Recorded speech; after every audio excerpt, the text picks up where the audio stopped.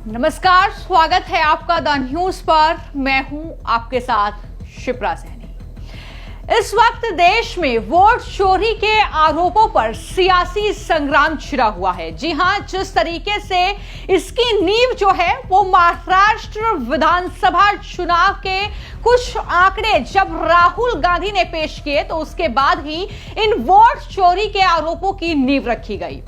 जिस तरीके से राहुल गांधी बकायदा प्रेस कॉन्फ्रेंस में पूरी पीपीटी लेकर पहुंचे थे, इन आरोपों को उन्होंने लगाया था कि इलेक्शन कमीशन जो है वो वोट चोरी कर रहा है। महाराष्ट्र में आंकड़े बदले गए हैं और राहुल गांधी कांग्रेस पार्टी के इन आरोपों का जो ये पूरा कहीं ना कहीं कह सकते हैं कि षड्यंत्र राहुल गांधी ने कांग्रेस पार्टी ने तैयार किया था, उससे आगे बढ़ाने का काम जिसके जरिए किया गया, जो कि CSTS जो ये संस्था है उनके ये प्रोफेसर हैं संजय कुमार, उनके जरिए किया गया था। और संजय कुमार ने दरअसल एक ट्वीट किया था, एक सोशल मीडिया पर पोस्ट किया था जिसमें उन्होंने वोट चोरी का एक आंकड़ा जो है वो पेश किया था, लेकिन वो आंकड़ा अब फर्जी निकला है और संजय कुमार माफी मांगने पर मजबूर हुए हैं। यह वही आंकड़ा है संजय कुमार का जिसे कांग्रेस पार्टी लगातार आगे बढ़ा रही थी। इलेक्शन कमीशन और साथ ही सरकार पर, केंद्र सरकार पर आरोप लगा रही थी, वोट में फर्जीवाड़े का, वोट चोरी का आरोप लगा रही थी। लेकिन सवाल सबसे बड़ा यह है कि संजय कुमार जो कि प्रोफेसर हैं CSDS संस्था के, जो कि चुनावी विश्लेषक भी हैं, उन्होंने जब माफी मांग ली है अपने इन फर्जी आंकड़ों को लेकर, तो क्या कांग्रेस पार्टी के सांसद और लोकसभा में नेता विपक्ष राहुल गांधी अपने इस झूठे नैरेटिव के लिए माफी मांगेंगे? ये अब सवाल जो है लगातार उठ रहा है और इस पे लोग किस तरीके से रिएक्ट कर रहे हैं, क्या क्या प्रतिक्रियाएं जो हैं वो देखने को मिल रही है जब संजय कुमार की तरफ से ये माफीनामा जारी किया गया है। विस्तार से मैं पूरी खबर आपको बताऊंगी कि आखिर क्या हुआ, किस तरीके से कांग्रेस पार्टी ने उनके पोस्ट को शेयर किया, किस तरीके से चुनाव आयोग पर ये मनगढ़ंत आरोप जो है वो लगाए गए। दरअसल शुरुआत होती है संजय कुमार के एक पोस्ट से। जो पोस्ट आप अब देखेंगे ये है संजय कुमार, जिनकी तरफ से चुनावी विश्लेषक हैं। लगातार हम देखते हैं कि जब भी चुनाव होते हैं तो उनका अपना आंकड़ा सामने आता है। तो आप ये संजय कुमार का पोस्ट देख रहे हैं जो उन्होंने दरअसल महाराष्ट्र असेंबली को लेकर किया और असेंबली इलेक्शन को लेकर पोस्ट किया गया है। 17 अगस्त को ये पोस्ट उन्होंने किया जिसमें उन्होंने कुछ आंकड़े जो है वो जारी किए थे, जिसमें उन्होंने दरअसल रामटेक जो कि विधानसभा सीट है महाराष्ट्र की, उसके आंकड़े जारी किए थे और नंबर ऑफ वोटर्स का जिक्र उन्होंने किया था इन 2024। आप देख सकते हैं कि लोकसभा इलेक्शन में वहां पर कितने वोटर थे, उस विधानसभा क्षेत्र में लोकसभा के कितने वोटर थे, यह जिक्र उनके जरिए किया गया। उन्होंने लिखा कि 4,66,203 वोटर थे और वहीं पर फिर असेंबली इलेक्शन में 2,86,931 वोटर, और ऐसे ही डिक्रीज करके एक आंकड़ा उन्होंने दिया कि लगभग 1,89,272 वोटर जो है वो कम किए गए। तो ये इस तरीके से 2 असेंबली का उन्होंने आंकड़ा जारी किया था। ये वो ट्वीट था संजय कुमार का जिसे कांग्रेस पार्टी ने आगे बढ़ाया इलेक्शन कमीशन पर वोट चोरी के आरोपों को मढ़ते हुए। आप ये देख रहे हैं कांग्रेस पार्टी के प्रवक्ता है पवन खेड़ा, जिनके जरिए इस पूरे आंकड़े को साझा किया गया और सीधे तौर पर यह आरोप लगा दिया कि महाराष्ट्र के लोकसभा और विधानसभा चुनाव में जो है बड़ी हेराफेरी चुनाव आयोग के जरिए की गई। और यह सिर्फ पवन खेड़ा नहीं बल्कि कांग्रेस पार्टी के तमाम कार्यकर्ता इस तरीके से संजय कुमार जो कि एक चुनावी विश्लेषक है, एक संस्था के जो है प्रमुख है, उनके इस ट्वीट को आगे बढ़ा रहे थे। लेकिन जब आंकड़े सामने आए और संजय कुमार ने खुद को फंसते हुए देखा कि किस तरीके से चुनाव आयोग ने प्रेस कॉन्फ्रेंस कर डाली है राहुल गांधी के आरोपों पर। चुनाव आयोग राहुल गांधी से माफी की मांग कर रहा है, हलफनामा मांग रहा है कि अगर हलफनामा नहीं देते हैं तो फिर राहुल गांधी इन आरोपों पर माफी मांगे। चुनाव आयोग नहीं डरता है। ये तमाम बातें चुनाव आयोग की प्रेस कॉन्फ्रेंस में हुई और उसके बाद यही संजय कुमार आज यानी 19 अगस्त को एक पोस्ट करते हैं एक्स हैंडल पर और लिखते हैं कि मैं अपने ट्वीट के लिए माफी मांगता हूं जो मैंने महाराष्ट्र इलेक्शन से रिलेटेड ट्वीट किया था। तो ये आई सिंसियरली अपोलोजाइज, तो ये साफ तौर पर वो लिख रहे हैं कि मैं माफी मांगता हूं उस ट्वीट के लिए जो मैंने महाराष्ट्र इलेक्शन को लेकर पोस्ट किया था।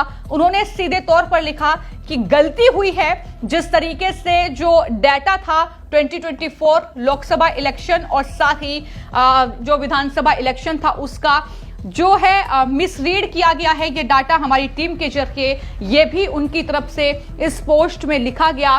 तो उन्होंने जो है अपना पिछला पोस्ट यानी जिसमें वो दावा कर रहे थे वो तुरंत डिलीट कर दिया। अब वो पोस्ट आपको नहीं दिखाई देगा और इस तरीके से उन्होंने माफी मांग ली। तो संजय कुमार ने तो जो है एक झूठ फैलाया, इस तरीके से वोटर्स में एक भ्रम फैलाया, अपना काम उन्होंने पूरा कर दिया और उसके बाद एक छोटे से ट्वीट के साथ जो है माफी भी मांग ली, अपना ट्वीट भी डिलीट कर दिया। लेकिन सवाल यह है कि जिन्होंने उनके इस ट्वीट को आगे बढ़ाया यानी कांग्रेस पार्टी के नेता राहुल गांधी हो, पवन खेड़ा हो, जिन्होंने संजय कुमार के आंकड़ों को लेकर ये बताया कि ये चुनाव आयोग के आंकड़े हैं, ये जो पीपीटी में लेकर पहुंचा हूं ये चुनाव आयोग का डाटा है, जबकि वो संजय कुमार जैसे जो चुनावी विश्लेषक हैं जो कि विपक्षी पार्टियों के लिए काम करते हैं, जाहिर तौर पर उनका डाटा लेकर उस प्रेस कॉन्फ्रेंस में बैठे थे, उसको देश की जनता के बीच जो है फैला रहे थे इस तरीके का भ्रम और उसको लेकर ही अब लोग सोशल मीडिया पर राहुल गांधी और पूरी कांग्रेस पार्टी विपक्ष को जमकर ट्रोल कर रहे हैं। यहां पर आप देख सकते हैं कि सबसे पहले बीजेपी बिहार की तरफ से इन संजय कुमार के इस माफीनामे पर एक पोस्ट किया गया है। ये वो पोस्ट है जो माफी के तौर पर सामने आया है और उसको लेकर ही बीजेपी बिहार की तरफ से ये पोस्ट किया गया, जिसमें उन्होंने लिखा कि पोल खुल गई है और जो राहुल गांधी ढोल पीट रहे हैं वो ढोल भी फट चुका है। झूठ मत बोलो राहुल गांधी, जिस डाटा के आधार पर राहुल गांधी ने पूरा का पूरा फर्जी प्रेस कॉन्फ्रेंस किया, एसआईआर को बदनाम किया, उस डाटा वाली एजेंसी ने उससे अपना आसानी से जो है ट्वीट डिलीट कर दिया। एजेंसी सीएसडीएस के प्रमुखों ने माफी मांगकर पोस्ट हटा दिया है। तो ये साफ तौर पर बीजेपी बिहार की तरफ से पोस्ट किया गया, यानी हमला सीधे तौर पर न सिर्फ संजय कुमार उस संस्था के ये प्रमुख बल्कि राहुल गांधी जो बिहार में अभी भी वोट अधिकार यात्रा निकाल रहे हैं, सिर्फ इन्हीं संजय कुमार के इस डाटा को लेकर, इस फर्जी डाटा को लेकर। तो इस तरीके से कहीं ना कहीं अब कांग्रेसियों का ये झूठ बेनकाब हो रहा है। आलोक भट्ट लिखते हैं कि दिल्ली पुलिस क्या अब देश को धोखे से गुमराह करने और संवैधानिक संस्था जैसे भ्रष्टाचार को बदनाम करने के लिए उनके खिलाफ आपराधिक साजिश का मामला दर्ज कर सकते हैं। यानी यहां पर राहुल गांधी, संजय कुमार के खिलाफ केस दर्ज होना चाहिए। उन्होंने धोखाधड़ी एक तरीके से देश के साथ की है, यह आपराधिक साजिश का उनका हिस्सा है। ये बातें लगातार लोग कर रहे हैं। देश को अराजकता और अवस्था में धकेलने का उद्देश्य ही एकमात्र था कांग्रेसियों का और इस तरीके से संजय कुमार जैसे चुनावी विश्लेषकों का ये लगातार पोस्ट किया जा रहा है। यहाँ पर जो पत्रकार हैं शिवरूर, वो लिखते हैं कि ये बस हो गया, जिस तरीके से ये माफीनामा सामने आया, जिस तरीके से ये गलत और फर्जी आंकड़े जो हैं जारी किए गए। लेकिन सवाल यही है कि क्या राहुल गांधी इसके लिए माफी मांगेंगे? संजय कुमार ने तो माफीनामा जारी कर दिया है, लेकिन राहुल गांधी कब माफी मांगेंगे? पवन खेड़ा का कब जो है माफीनामा सामने आएगा? पवन खेड़ा ने भी, मैं आपको जानकारी दे दूं कि ट्वीट जो है अपना, जो संजय कुमार के ट्वीट को लेकर पूरा आंकड़ा पेश किया था वो डिलीट कर दिया है। वो भी अब कहीं उनके एक्स हैंडल पर दिखाई नहीं दे रहा है। यहां पर मिस्टर सिन्हा लिखते हैं कि कांग्रेस की फर्जी खबरों की फैक्ट्री के प्रभारी पवन खेड़ा चुपचाप इस फर्जी खबर को उन्होंने हटा दिया और उसका जो सोर्स था खबर का, जो उन्होंने शेयर की थी, वो था CSDS यानी जिसके प्रमुख हैं संजय कुमार। तो इस तरीके से पवन खेड़ा भी जमकर ट्रोल हो रहे हैं। तमाम ऐसे अलग अलग एक्स हैंडल हैं जो अब संजय कुमार के इस माफीनामे को शेयर करते हुए कांग्रेस पार्टी को जबरदस्त तरीके से यहां पर ट्रोल कर रहे हैं। उनकी गिरफ्तारी होनी चाहिए राहुल गांधी की, ऐसा झूठ ऐसी अराजकता फैलाने के लिए ये भी लगातार लोग लिख रहे हैं। एक और एक्स हैंडल है जिनकी तरफ से लिखा गया है कि इस प्रचारक को तुरंत जो है महाराष्ट्र पुलिस गिरफ्तार करे। ऐसे चुनावी विश्लेषकों की जरूरत नहीं है देश में जो इस तरीके से झूठ और फर्जी चीजें मतदाताओं के बीच फैला रहे हैं और इस तरीके से सिर्फ एक विशेष राजनीतिक दल का समर्थन करने के लिए इस तरीके की बातें लगातार लिखी जा रही हैं। तो यहां पर डीजीपी महाराष्ट्र से भी लोग रिक्वेस्ट कर रहे हैं कि CSDS फिर से फर्जी डाटा फैलाते हुए पकड़ा गया है और डाटा टीम के हर सदस्य की गहन जांच होनी चाहिए। तो यह मांग लगातार की जा रही है। वहीं पर CSDS के संजय कुमार को बख्शा नहीं जाना चाहिए। उन्होंने सचमुच एक संभावित गृह युद्ध को कहीं ना कहीं हवा दी है देश में, क्योंकि लगातार हम देख रहे हैं कि किस तरीके से जब संसद का मॉनसून सत्र चल रहा है वहां पर जनता के मुद्दों पर चर्चा नहीं हो पा रही है। सिर्फ वोट चोरी के आरोप, SIR में गड़बड़ी, इस तरीके के आरोपों को लेकर ही विपक्ष लगातार हंगामा कर रहा है, विरोध प्रदर्शन कर रहा है, संसद का समय बर्बाद कर रहा है और लगातार ये आरोप ऐसे ही निराधार तरीके से लगाए जा रहे हैं, क्योंकि आधार तो तब होगा जब हलफनामा दिया जाएगा राहुल गांधी के जरिए। वो हलफनामा देने के लिए तैयार नहीं है, सबूत देने के लिए तैयार नहीं है। सबूत तो तभी देंगे ना जब सबूत होंगे। तो जाहिर तौर पर यही कहीं ना कहीं चीजें हैं जिनका खुलासा हो रहा है। तो ऐसे में अब वक्त आ गया है कि ऐसे फर्जीवाड़े को बढ़ावा देने वाले इन चुनावी विश्लेषक और इन राजनीतिक दलों के नेताओं के खिलाफ जो है FIR दर्ज होनी चाहिए। तुरंत जो है कानूनी कार्रवाई इनके खिलाफ होनी चाहिए। ये मांग अब लगातार सोशल मीडिया पर जनता कर रही है। वहीं पर अजीत भारती लिखते हैं कि राहुल गांधी जिस डेटा को आधार बनाकर PPT दिखा रहे थे उस संस्था ने यह माना है कि उन्होंने गलत किया है।